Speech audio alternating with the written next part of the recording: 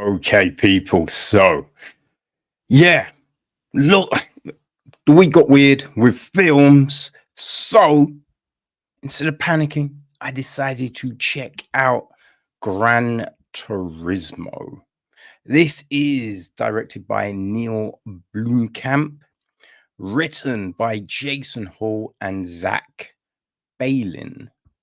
Okay.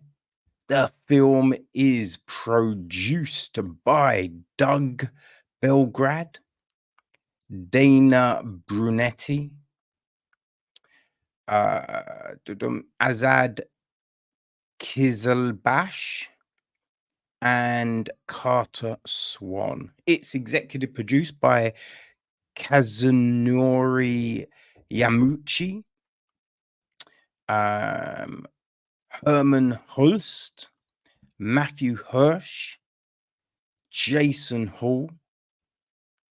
It's associate produced by Takua Azano. Yep. Co-produced by Jann Mardenborough and Darren Cox. Line produced by Georgina Pope, Shoichi Takuchi, and Dalibor Vasica. Lorna Balfe and Andrew Kalwinski handle the music. Jax Julfant is on cinematography. Austin Daines, Eric Freidenberg, and Colby Parker Jr. edit the piece. Raylan Sabo and Mary Vernew were on casting duties. Martin Wist, production design.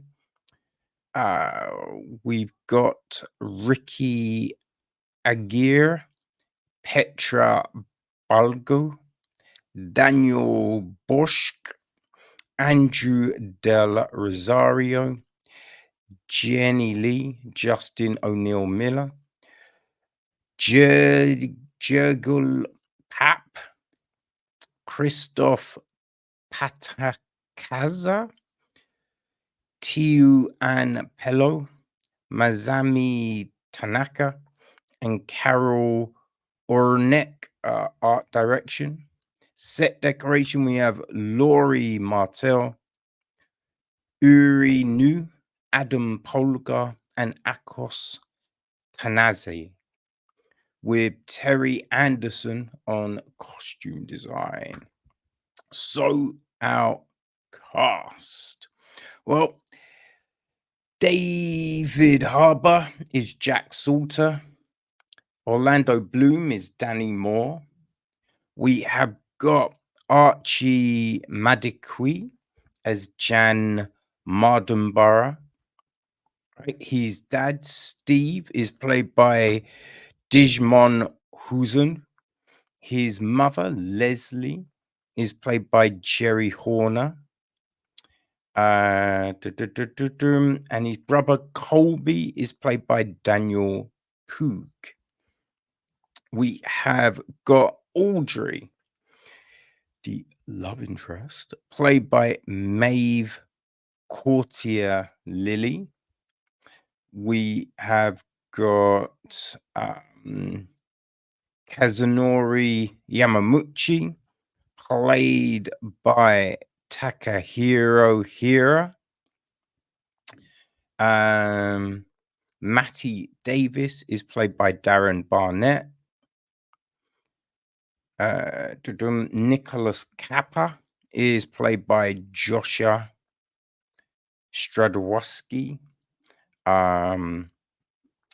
Antonio Cruz, played by Pep Baruso.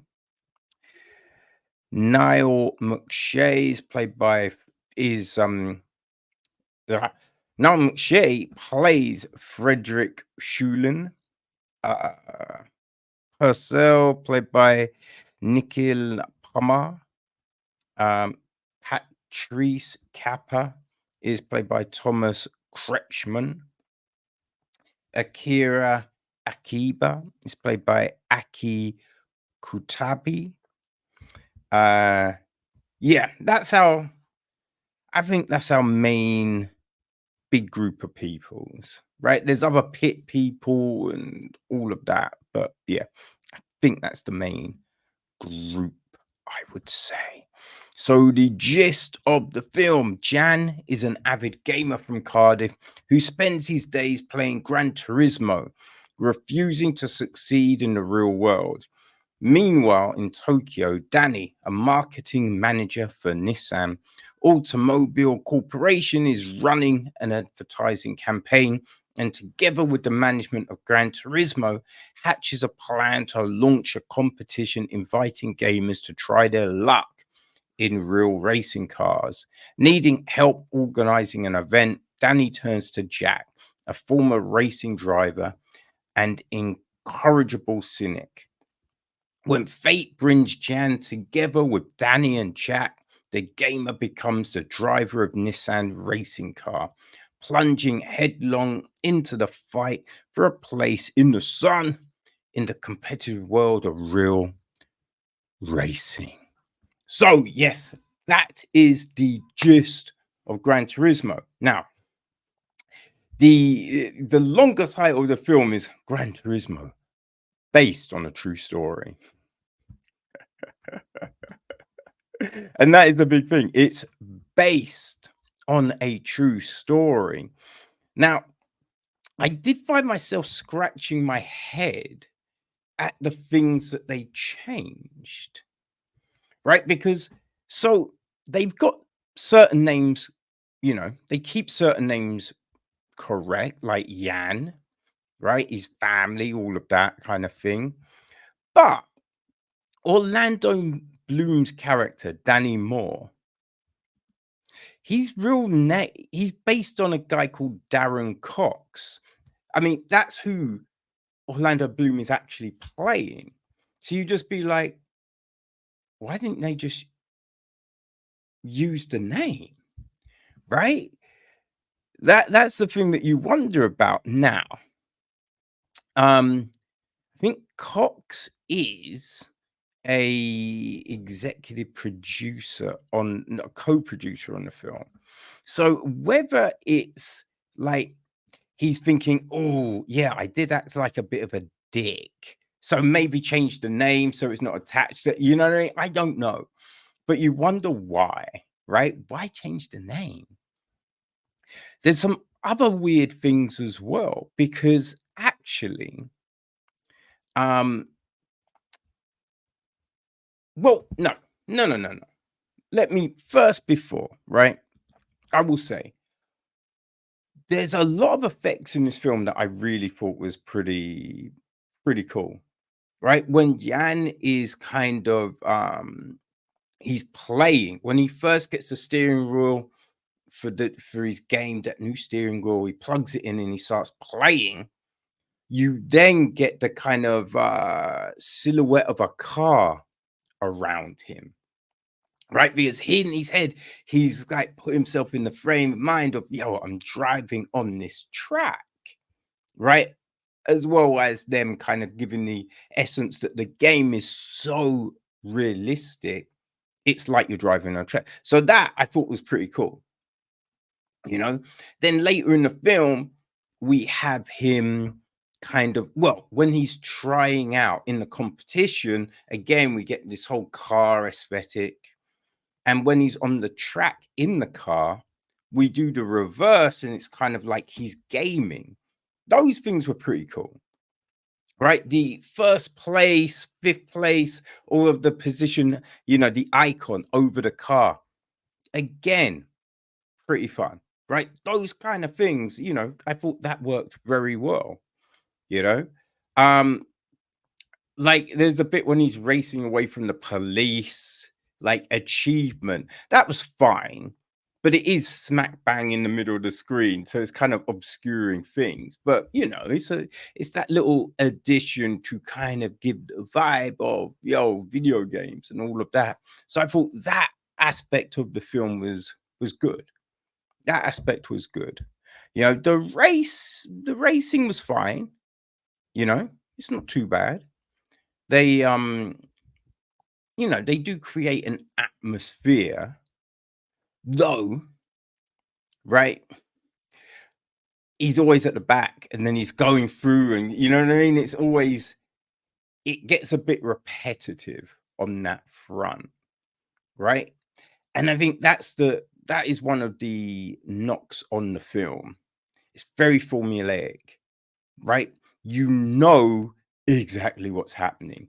Like that conversation he has with his dad at the start, be like, "Oh, why aren't you following the line?" "Oh, well, Dad, I'm going against the line." You know what I mean? So okay, later in the film, that will be something, right? Whenever these weird conversations or weird points get made, it's a thing later on. It's like the whole thing with Kappa. That's going to play into it, right? Even at the academy, all the stuff with Matty, right? So you're thinking, okay, so those two are going to race it out at the end, right? It's a bit too obvious. And when you have him losing all the time, so in that big show, he will come out on top, right? They just make it too, you know, easy to, see what they're doing, which then makes it not as gripping because it's just like, well, you've set it up to this point, and we know what's going to happen. They take away the which is a shame. That's always a shame. They didn't really build any relationships, right? The Audrey situation. It's just like, why do they like each other, right? Why? I haven't got a fucking clue, right? It's just like it just seems random. It seems a random thing, right? Even his parents. It it's a bit of a weird one, right? There's a situation that happens later in the film, and the mum is standing up, but they're focused on the mum a lot. Dad's sitting, and what she's saying, it doesn't really fit with the emotion that you should be feeling. Now, what I mean is she's saying the words, but it doesn't resonate. It doesn't hit you, right? You don't feel it, and you should feel it in that moment, right? And then they spend so much time, and the dad is just sitting. It's a weird sequence, right? For me, it just does not work. Doesn't work. I don't buy it. Just any of those the conversations they have doesn't come off like a family, right? It's just saying the words, "I love you, you're my baby." Right? It's just like, oh, it was kind of robotic, man. Now, other people might not have this kind of feeling. That's just the way it came to me, right? I just thought the emotional element was lacking in the film, you know? And these are good actors. These are good actors. It's not a knock on the actors per se, because I've seen them kill it in other things. It's just in this film, I don't know, it just felt a bit clunky, a bit awkward, right? And it's these weird changes that got made. Now, don't get me wrong. I wouldn't expect it to be this linear beat for beat on real events. Look, you change things for films. You do. It's just the way it is. But they make everything feel like it's in that same year, right? They make it feel like everything happens in that same year. And also that this is the first ever, you know, Gran Turismo Academy. It was actually the one Jann, competed in was the third edition, right? They had one in 2008, 2009 got missed, then it's 2010. So Jann competed in 2011. And at that point, they actually expanded it to America as well. So there were two Jann won the European edition, and Brian Hecotata won the US edition. So it's just like, wait, why didn't, because having it the third one, that's not taking away from anything. And also, you can see this thing, right? When he's arguing with his parents about, look, this is what I want to do, he can be like, look, if I play, I could get to the Gran Turismo Academy. You know, Lucas and Jordan did it. I think I can get there, right? It just adds to the situation. It doesn't detract. You know what I mean? So, yeah, that was in 2011, you know. Then you actually have Le Mans in 2013, right? And in 2013, he competed in Le Mans with Lucas, right? The first winner of the Academy, and Michael Crum. So it's a bit like, I mean, why didn't they just have those people, right? Why admit, why, huh?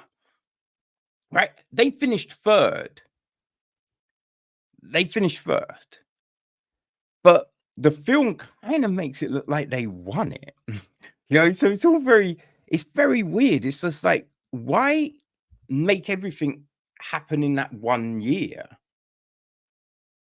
Why do that? It's weird, right? With the racing, it's Jan's always mad when people are like, look, it's not a video game. This is real racing. He's like, I know how to race. And it's just like, look, anyone would understand that there is a difference, right? Being able to play a game doesn't necessarily mean you can actually do it in real life.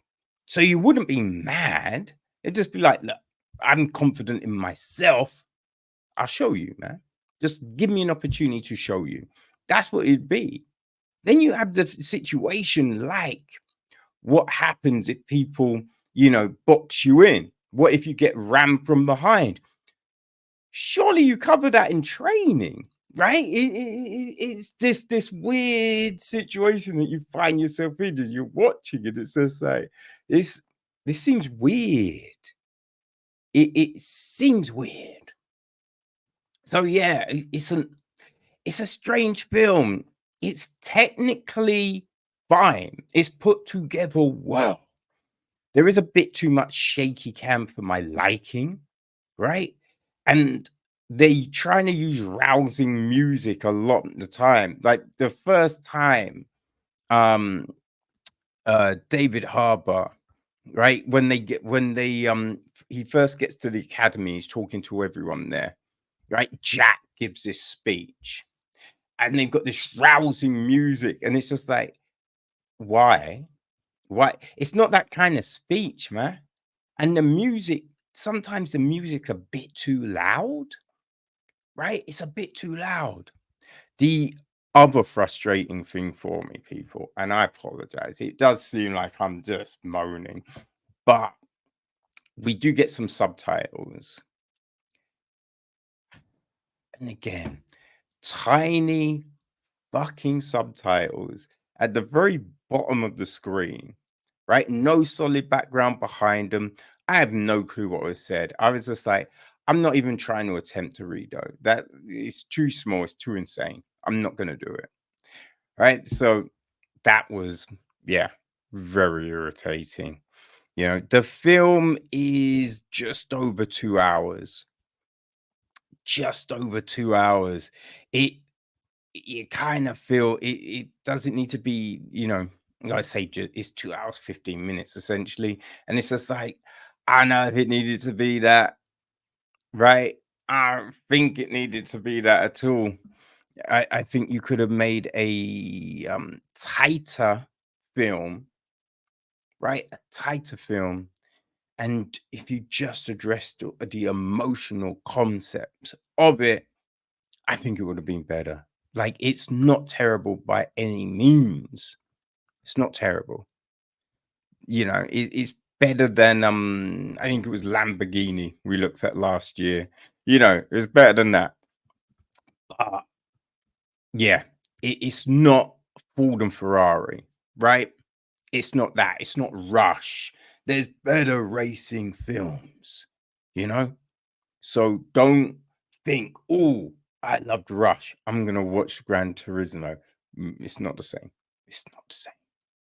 But yeah, just keep those expectations, you know, middling, and you won't be too upset, right? I'm sure if you like the game, this might hit a little bit different. But yeah, Gran Turismo, it is out and about on all your favorite VOD.